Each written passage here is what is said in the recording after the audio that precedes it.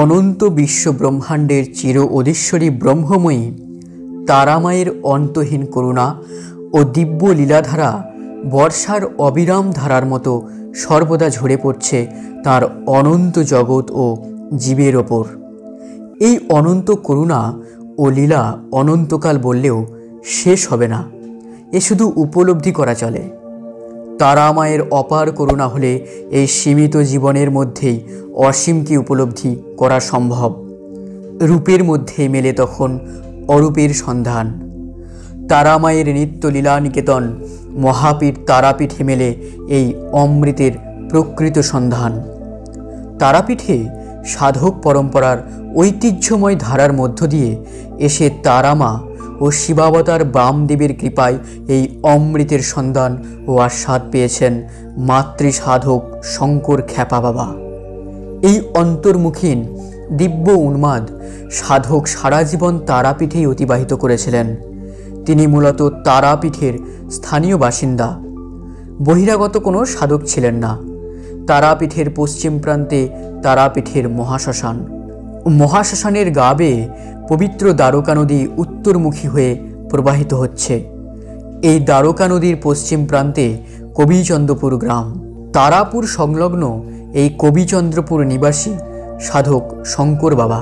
তার জাগতিক সমস্ত কিছু সংসার এবং বাড়ি কবিচন্দ্রপুর গ্রামে থাকলেও তার আধ্যাত্মিক নিত্য সাধন জীবন তারাপীঠে অতিবাহিত হয়েছিল। দিনের শুরু থেকে রাত 2-3টে পর্যন্ত তিনি তারাপীঠেই অতিবাহিত করতেন, বিশেষ করে তারাপীঠের পবিত্র মহাশ্মশানে। কখনো সারা রাত তারাপীঠ মহাশ্মশানেই কাটিয়ে দিতেন, কখনো রাত্রি 12টার সময় তাকে দেখা যেত হঠাৎ করে মহাশ্মশানের মধ্য দিয়ে দৌড়ে চলে যাচ্ছেন। তারপর দ্বারকা নদী হেঁটে পার হয়ে যাচ্ছেন কবিচন্দ্রপুরে নিজের গৃহে যাওয়ার জন্য। নমস্কার বন্ধুরা, আপনাদের সবাইকে জানাই নলেজ বাংলা ওয়ার্ল্ড ইউটিউব চ্যানেলে স্বাগত। সাধক প্রবর শঙ্কর বাবা তারাপীঠ মহাশ্মশানের ভৈরব শ্রী শ্রী বামাখ্যাপার দিব্য দেহের দর্শন পাননি। কারণ শঙ্কর বাবার বয়স যখন মাত্র 1 বছর, তখন বামদেব এই মর্তলীলা শেষ করেছিলেন। তাই বামদেবের স্থূল দেহের দর্শন তিনি পাননি, কিন্তু বামদেবের সূক্ষ্ম দিব্য দর্শন করে জীবন সার্থক করেছিলেন। শঙ্কর খ্যাপা বাবার জীবন যেমন বিচিত্রময় তেমনই তাৎপর্যমণ্ডিত ছিল। শঙ্কর বাবা ছোটবেলা থেকেই তারাপীঠে যাতায়াত করতেন। তারাপীঠে তখন বামাখ্যাপার দর্শন ও কৃপাধন্য সাধকগণ বিরাজ করছিলেন। তারাপীঠের মহাশ্মশানের প্রাণকেন্দ্র শিমুলতলায় তারামায়ের শ্রী পাদপদ্মের সামনে কখনো চুপ করে বসে থাকতেন, কখনো বামদেবের সমাধি মন্দিরের সামনে আপন মনে বসে থাকতেন ভাবে বিভোর হয়ে। এইভাবে দিন মাস বছর কেটে যেতে লাগলো। কিশোর শঙ্কর বাবা ক্রমশই যৌবনে পদার্পণ করলেন। ত্রিলোকজননী তারামায়ের দর্শনের জন্য অত্যন্ত ব্যাকুল হয়েছিলেন।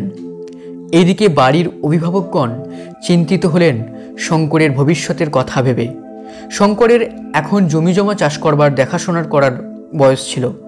কাজকর্ম করা ও সংসার ধর্ম পালন করবার বয়স তো শঙ্করের হয়েছিল, কিন্তু যুবক শঙ্করের কোনো দিকে আকর্ষণ নেই। সকাল থেকে রাত পর্যন্ত তারাপীঠেই থাকতেন তিনি। আপন মনে এই অন্তর্মুখীন সাধক নিজের জগতে বিরাজ করতেন।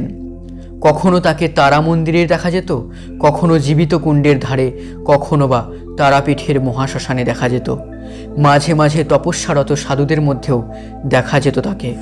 ভারতীয় সাধনার শাশ্বত গুরু পরম্পরার ধারাকে শঙ্কর বাবা স্বীকার করেননি।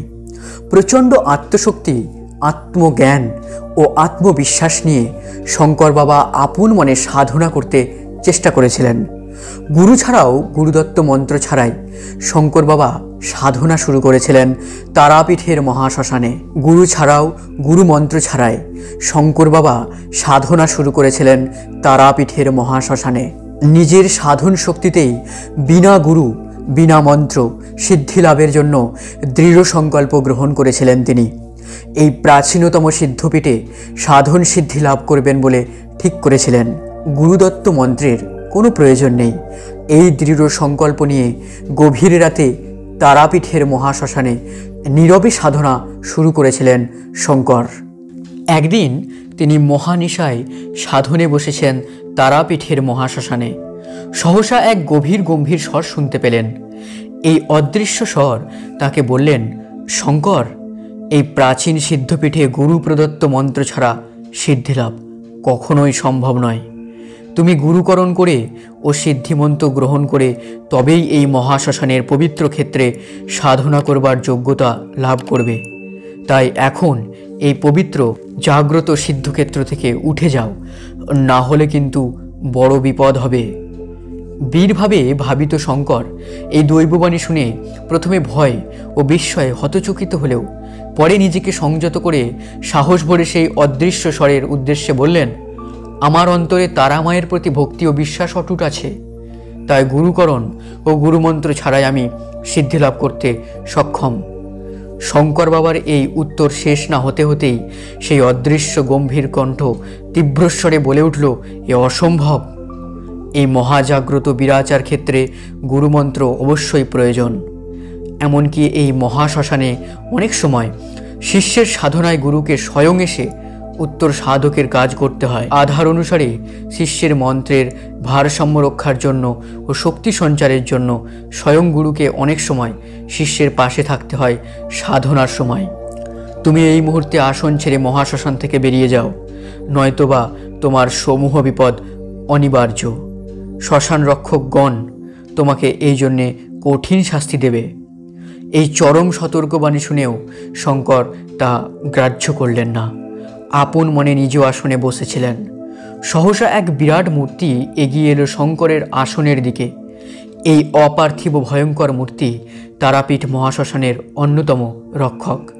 তারামায়ের নির্দেশে যুগ যুগান্ত ধরে এরা পরম পবিত্র সদা জাগ্রত মহাশ্মশানকে রক্ষা করে আসছেন। তারামায়ের গণ হিসেবে এরা সুপ্রসিদ্ধ। এই মহাপবিত্র মহাশ্মশানে কোনো রকম ভুল ত্রুটি অন্যায় এরা সহ্য করেন না। প্রথমে সতর্ক করেন, তারপরও যদি সেই ব্যক্তি সাধক তা গ্রহণ না করে তবে তা আসন থেকে তাকে ছুঁড়ে ফেলে দেন। অনেক সময় এর ফলে অন্যায়কারীর মস্তিষ্ক বিকৃতিও ঘটে। কখনো কখনো অন্যায়কারীর সাথে সাথে ভয়ঙ্কর মৃত্যু মুখে পতিতও হয়। তারামায়ের এই গণ এর আকৃতি ভয়ঙ্কর। ভীষণ মিশমিশে কালো রং, গা ভর্তি লোম, মাথা নেই, বুকের ওপর একটি বিরাট জ্বলন্ত চোখ। অন্ধকারে ঘুরে বেড়ায় এই স্কন্ধকাটা গণেরা, যারা শ্রদ্ধাভক্তি সহকারে গুরুদত্ত মন্ত্র জপ করছেন বা গুরুর পাশে বসে সাধনারত রয়েছেন তাদের কিছু বলেন না, বরং অনেক সময় এই সাধকদের অদৃশ্যভাবে সাহায্যও করেন, নানান অপার্থিব বিপদ থেকে রক্ষাও করেন। কিন্তু যারা এই মহাশ্মশানের মর্যাদা হেয় করে, অন্যায়ভাবে এই সদাপবিত্র মহাজাগ্রত মহাশ্মশানের বিকৃতভাবে ক্রিয়াকর্ম ও সাধনা করে, সাধনার শাস্ত্রীয় রীতিনীতি লঙ্ঘন করে, তাদের কঠিনতম শাস্তি দেয় এই গণ। একবার বামদেবের অন্যতম কৃপাধন্য ভক্ত সরলপুরীর জমিদার করুণাসিন্ধু ভট্টাচার্য একবার গভীর রাতে এই গণের দর্শন লাভ করেছিলেন। তো যাই হোক, এই অপার্থিব স্কন্ধকাটা মূর্তি গণ যুবক শঙ্করের আসনের সামনে এসে দুই হাতে শঙ্করকে আসন থেকে তুলে শূন্যে ছুঁড়ে ফেলে দিয়েছিলেন। বহু দূরে গিয়ে যুবক শঙ্কর মাটিতে পড়ে ক্ষতবিক্ষত হয়ে অজ্ঞান হয়ে গিয়েছিলেন। পরদিন ভোরবেলা কয়েকজন সাধু ও পাণ্ডা এবং স্থানীয় অধিবাসী সাধক শঙ্করকে অজ্ঞান অবস্থায় ক্ষতবিক্ষত দেহে পড়ে থাকতে দেখেন। তাদের সেবা যত্নে শঙ্করের জ্ঞান ফিরে আসে। সত্যবাদী শঙ্কর তাদের বলেছিলেন গণের কথা ও দৈববাণীর কথা।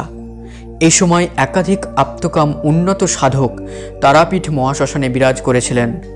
এদের মধ্যে বিশেষভাবে উল্লেখযোগ্য ছিলেন মহাত্মা তারানন্দ, নাপিত গোসাই, পরমহংস দেবীদাস, মিলনানন্দ স্বামী প্রভৃতি। একাধিক পাণ্ডা ও তপস্যারায়ণ সাধকগণ শঙ্করকে বলেছিলেন কোনো সিদ্ধ মহাত্মার কাছ থেকে দীক্ষা নিতে এবং পুনরায় সাধনা শুরু করতে, কিন্তু শঙ্কর তাদের এই পরামর্শ কিছুতেই গ্রহণ করলেন না। আপন মনে চুপচাপ থাকতেন। কিছুদিন পর তার মধ্যে উন্মাদ ভাব দেখা গেল। ক্রমশই তা বাড়তে লাগলো। দিনরাত ঘুরে বেড়ান এখানে ওখানে। কখনো তারামাকে উদ্দেশ্য করে বকাবকি করেন, কখনো কোনো অদৃশ্য লোকের উদ্দেশ্যে চিৎকার করে অশ্রাব্য ভাষায় গালাগালি দিতে থাকেন। কেউ কিছু বললে তাকে তাড়াও করতেন, কখনো কখনো মারতেনও। এইভাবে বছরের পর বছর কাটতে লাগলো। গুরুবিহীন মন্ত্রবিহীন সাধনা করতে গেলে কি ভয়াবহ ফল হয় তার জ্বলন্ত নিদর্শন ছিলেন শঙ্কর বাবা। ব্রহ্মময়ী তারামা যেন এই নিদর্শন দেখাবার জন্যই বছরের পর বছর শঙ্করকে এইভাবে জনজীবনে রেখেছিলেন। কিন্তু অবশেষে করুণাময়ী তারামা করুণা করলেন। এক সিদ্ধ সাধক স্বেচ্ছায় শঙ্কর বাবাকে তারামায়ের সিদ্ধ মন্ত্র দিয়ে আসনে বসিয়েছিলেন। শান্ত মনে সাধক শঙ্কর জপ করছিলেন পবিত্র তারামায়ের দুর্লভ বীজ মন্ত্র। দীর্ঘকাল সাধনার পরে শঙ্কর বাবা তারামায়ের দুর্লভ কৃপা লাভ করে মানব জীবন সফল করেছিলেন। সাধক শঙ্কর ক্রমে ক্রমে রূপান্তরিত হয়েছিলেন শঙ্কর বাবা নামে। ত্রিলোক জননী তারামা ও জ্যোতির্ময় রূপ শিবাবতার শ্রী বাম এর দর্শনে শঙ্কর বাবার দৈনন্দিন জীবন আশ্চর্যভাবে নিয়ন্ত্রিত হয়েছিল। শঙ্কর বাবা তার কবিচন্দ্রপুরের গৃহেই থাকতেন, কিন্তু গৃহে থেকেও গৃহী থাকলেন না তিনি। স্বজন পরিবৃত হয়ে সংসারে থেকেও নিঃসঙ্গ হয়েই রইলেন। সন্ন্যাসীও নয়, গৃহও নয়, বিচিত্র জীবন ছিল তার। তারামায়ের কৃপায় কালক্রমে মধ্যবয়স্ক শঙ্কর বাবার মধ্যে একাধিক যোগবিভূতি পরিস্ফুট হতে লাগলো। এই সময় তারাপীঠের একাধিক মহাসাধিকা ও মহাসাধকদের দর্শন ও দিব্য সান্নিধ্য শঙ্কর বাবা লাভ করেছিলেন। এদের মধ্যে বিশেষভাবে উল্লেখযোগ্য ছিলেন মহাসাধিকা রাঙামা, আনন্দময়ী মা, ভৈরব দাস, জ্ঞানানন্দ তীর্থবদূত প্রভৃতি মহাসাধকগণ। তাছাড়া তারাপীঠের সর্বজন পূজনীয় শিবাবতার শ্রী শ্রী বামাখ্যাপার সুযোগ্য শিষ্য ব্রহ্মবিদ প্রবীণ নগেন্দ্রনাথ বাগচি শঙ্কর বাবাকে যথেষ্ট স্নেহ করতেন এবং ভালোবাসতেন। শঙ্কর বাবাকে বাল্যকাল থেকেই তিনি দেখেছেন। বাংলার 1311 সাল থেকে এই সুদীর্ঘ 86 বছর ধরে তিনি তারাপীঠে বিরাজ করেছিলেন। শতাধিক বছর বয়স্ক এই ব্রহ্মবিদ শ্রী শ্রী বামাখ্যাপার অজস্র লীলা ও বামদেবের পরবর্তী মহাসাধক সাধিকাদের সাধনা ও অজস্র ঘটনার কথা সাক্ষী হয়ে রয়েছিলেন তিনি। বামদেবের অপার কৃপাধন্য নগেন্দ্রনাথ বাগচির মহান জীবনের কথা না হয় অন্য কোনো ভিডিওতেই বলবো, যদি আপনারা জানতে চান তো যাই হোক, শঙ্কর বাবার যোগবিভূতির কথা ধীরে ধীরে তারাপীঠে ও আশেপাশে ছড়িয়ে পড়তে থাকে। শঙ্কর বাবা সাধারণত নির্জনতা প্রিয়, নীরবে নিবৃতে থাকতে ভালোবাসতেন। আপন মনে তারাপীঠে ঘুরে বেড়াতেন। কখনো মহাশ্মশানে চুপ করে বসে থাকতেন, আপন মনে কথা বলতেন নিজ ইষ্টর সঙ্গে। তার বেশভাস অতি সাধারণ ছিল। একটি ছোট্ট ধুতি ছিল পরনে, কখনো বা সেই ধুতিটিও থাকতো না, হাঁটু পর্যন্ত ঢাকা থাকতো। খালি গা, খালি পা, সুস্থ সবল নাতি দীর্ঘ কৃষ্ণকায় চেহারার মানুষ। মাথায় সামান্য চুল, মুখে দাড়িগোঁফ রয়েছে। শীতকালে তার গায়ে থাকতো একটি চাদর।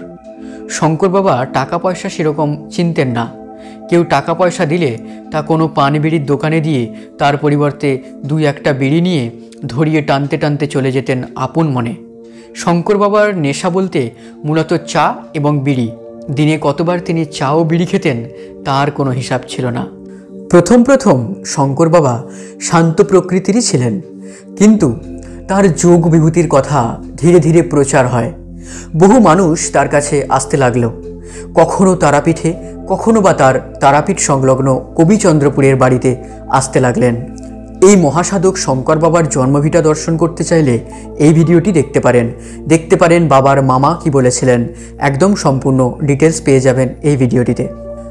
রোগ, শোক, তাপ যতই তিনি ভালো করতে লাগলেন, ততই শত গুণে হয়ে তার কাছে ফিরে আসতে লাগলো।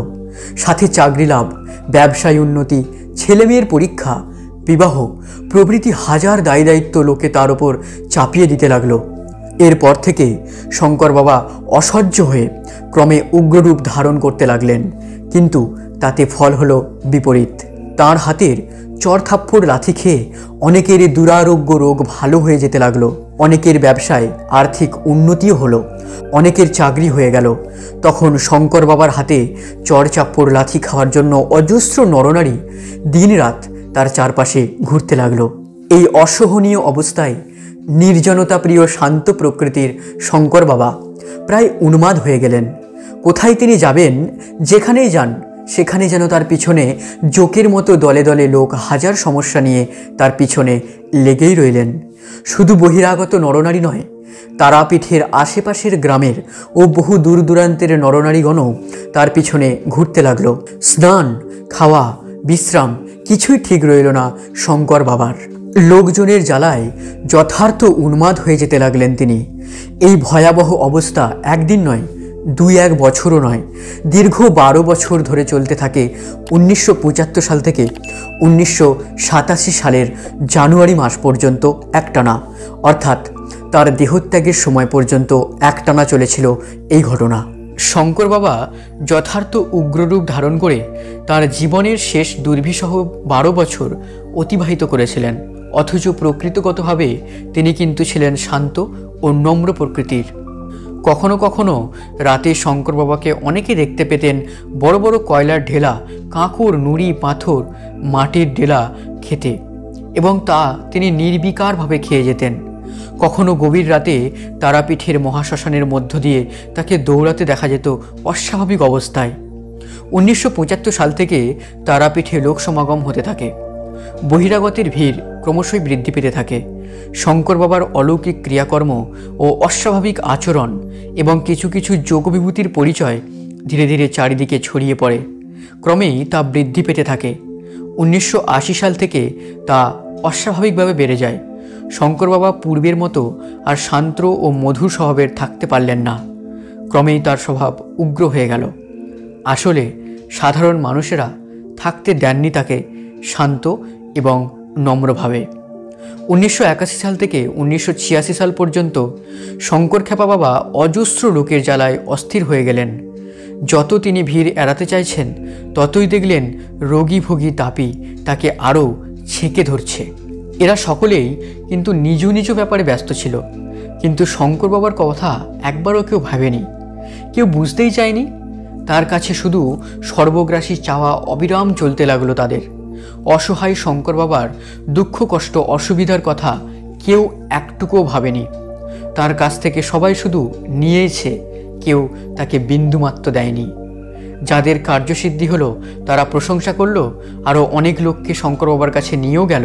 আর যাদের কাজ হলো না, তারা শঙ্কর বাবার উদ্দেশ্যে বিরূপ মন্তব্য করলো। আসলে এটাই হলো স্বার্থন্বেষী মানুষদের চরিত্র। কিন্তু সব কিছুর একটা সীমা আছে। শঙ্কর বাবা ছিলেন একজন সিদ্ধ সাধক। প্রথম জীবনের সাধনা করতে গিয়ে ব্যর্থ হয়েছিলেন এবং মানসিক ভারসাম্য হারিয়েছিলেন। পরবর্তীকালে গুরু লাভ করে কঠোর সাধনা করে দীর্ঘকাল পর তারামায়ের কৃপাও লাভ করেছিলেন। তারামা তাকে যেটুকু শক্তি দিয়েছিলেন সেটুকুই তো তিনি উজাড় করে দিয়েছিলেন লোককল্যাণে। তার থেকে বেশি শক্তি তার ছিল না। কিন্তু সংসারের স্বার্থপর লোক তা শুনতে রাজি ছিল না। বাবা যেখানেই থাকতেন, যেখানেই যেতেন, জনস্রোত যেত তার পিছনে পিছনে। তখন শঙ্কর বাবা স্থির সিদ্ধান্ত নিয়েছিলেন যে এইসব ঝামেলা, অশান্তি থেকে চিরতরে মুক্তি নেবেন। এই সময় শঙ্কর বাবা তার দীর্ঘদিনের সুহৃদ তারাপীঠের কয়েকজন প্রবীণ ব্যক্তির কাছে এই সম্পর্কে তার মনের ভাব বলেছিলেন এবং ইঙ্গিত দেন যে মৃত্যুই হলো একমাত্র তার মুক্তিদান। অবশেষে 1987 সালে জানুয়ারি মাসে চিরমুক্তিকামী শঙ্কর বাবা একদিন সহসা নিমজ্জিত হলেন চির মহাসমাধিতে। মৃত্যু এলো তার কাছে চিরমুক্তিরূপে। মৃত্যুর মধ্য দিয়ে শঙ্কর বাবা চিরমুক্তি লাভ করলেন। চিরতরে তারামায়ের কোলে ঠাঁই নিয়েছিলেন। আর তাকে কেউ বিরক্ত করতে বা অশান্তি করতে পারেনি কোনোদিনও। পরম শান্তিতে তারামায়ের কোলে তিনি স্থান লাভ করলেন। অপার করুণাময়ী তারামা তার এই যশ খ্যাতির ষড়জালে জর্জরিত সন্তানকে ষড়সজ্জা থেকে তার অমৃতময় কোলে তুলে নিয়েছিলেন চিরতরের জন্য। একদিক থেকে শঙ্কর বাবাই তারাপীঠের স্মরণীয় সিদ্ধ সাধক পরম্পরার শেষ প্রতিনিধি। মূলত তারাপীঠেই তার জন্ম, তারাপীঠেই সুদীর্ঘ সাধনা, তারাপীঠেই তার সিদ্ধিলাভ, তারাপীঠেই তার মরদেহ ত্যাগ। সমগ্র জীবনই তার তারাপীঠেই অতিবাহিত হয়েছে। শঙ্কর বাবার জন্ম বাংলার 1317 সালে, ইংরাজির 1910 সোমবার শুক্লা ত্রয়োদশী তিথিতে। শঙ্কর বাবার ঠিক 1 বছর বয়স, 2রা শ্রাবণ, শ্রীগুরু বামদেব বাবা তারাপীঠে মর্তুল্যা সমাপ্ত করে চলে গিয়েছিলেন তারা মায়ের কোলে।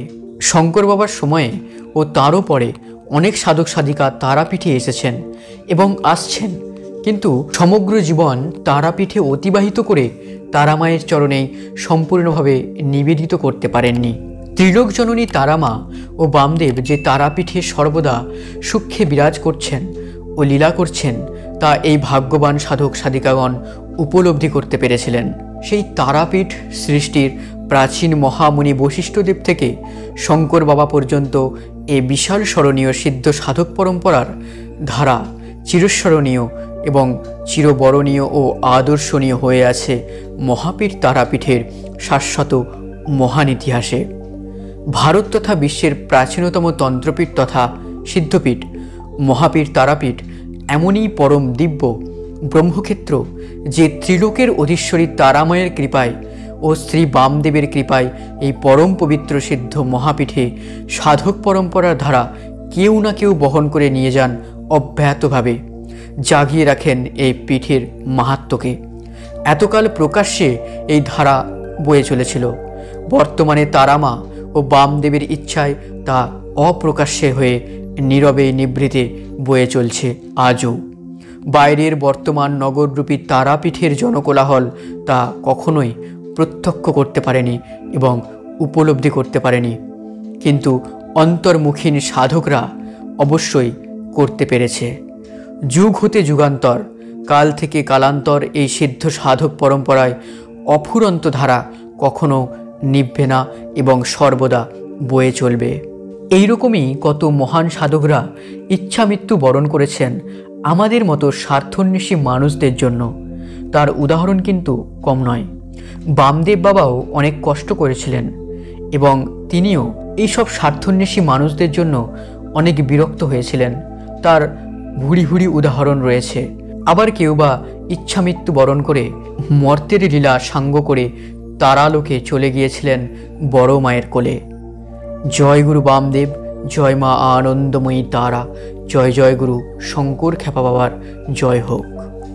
তো বন্ধুরা, এই ছিল তারাপীঠের শেষ সিদ্ধ মহাসাধক শ্রী শ্রী শঙ্কর বাবার পূর্ণ জীবন কথা। শঙ্কর খ্যাপা বাবা সম্পর্কে আমাদের এই চ্যানেলে আরও দুটি ভিডিও আছে। যদি আপনাদের মন চায় সেই ভিডিওগুলো আপনারা দেখতে পারেন। সেখানেও আপনারা অনেক কিছু জানতে পারবেন এই অন্তর্মুখী তারাপীঠের মহাসিদ্ধ সাধক সম্পর্কে। কেমন ছিল শঙ্কর বাবার সম্পূর্ণ সাধন জীবন সেইটিও আপনারা জানতে। এই ভিডিওটি আপনাদের কেমন লাগলো এবং শঙ্কর বাবা সম্পর্কে জেনে আপনাদের কেমন লাগলো তা কিন্তু নিচে কমেন্টে অবশ্যই জানাতে ভুলবেন না। আর যদি শঙ্কর বাবাকে আপনাদের ভালো লাগে এবং এই ভিডিওটি যদি আপনাদের ভালো লাগে তো অবশ্যই লাইক ও শেয়ার করবেন আরও 5 জনের জানার জন্য এই অন্তর্মুখী অজানা মহাসাধক তারাপীঠের শেষ সিদ্ধ সাধক শ্রী শ্রী শঙ্কর বাবার লীলা কথা আরও 5 জনের জানার জন্য। আর যদি আপনাদের মন চায় আরও সব অজানাকে সব থেকে আগে জানতে তো অবশ্যই আমাদের এই নলেজ বাংলা ওয়ার্ল্ড ইউটিউব চ্যানেলটি সাবস্ক্রাইব করে আমাদের পাশে থাকতে পারেন। তো দেখা হচ্ছে পরের ভিডিওতে আবারও কোনো এক নতুন পর্ব নিয়ে। সবাই ভালো থাকবেন। আপনাদের বহুমূল্যবান সময় দিয়ে এই ভিডিওটি শেষ পর্যন্ত দেখার জন্য হৃদয় থেকে ধন্যবাদ।